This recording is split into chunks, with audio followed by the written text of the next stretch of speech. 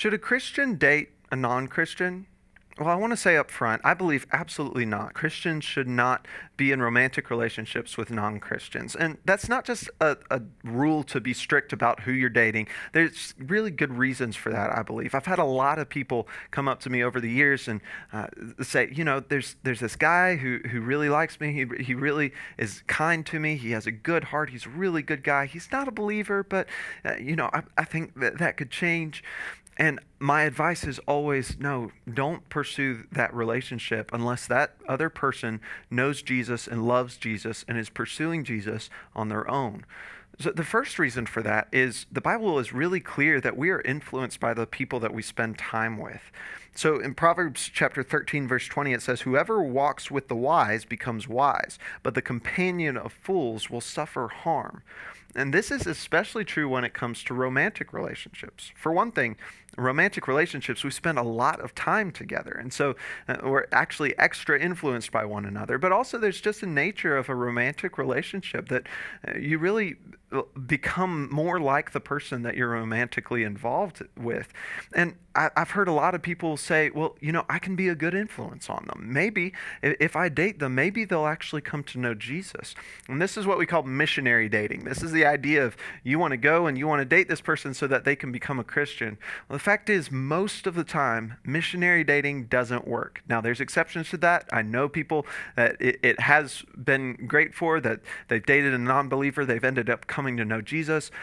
There's always an exception to the rule, but for the most part, this is not how it works. Most of the time, the Christian is dragged down. We see this in the Old Testament. If you look at the story of some of the kings of Israel. If you look especially at Solomon, Solomon is this great king. He's incredibly wise. God has blessed him in an amazing way. But then he marries actually multiple women who worship other gods. And they end up dragging him away from the Lord.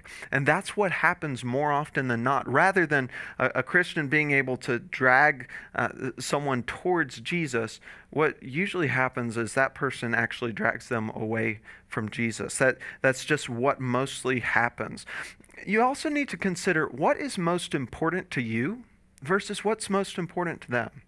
If you're a Christian, the most important thing in your life should be Jesus Christ, should be your relationship with Jesus and drawing closer to Him and glorifying Him in everything that you do.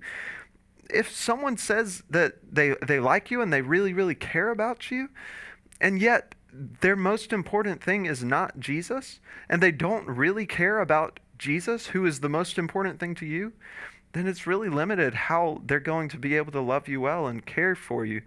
And that leads us to talk about what is the purpose even of dating? What is the purpose of relationships? Well, it's like anything else in this life that as Christians, it should be to draw us closer to Jesus and to bring God glory.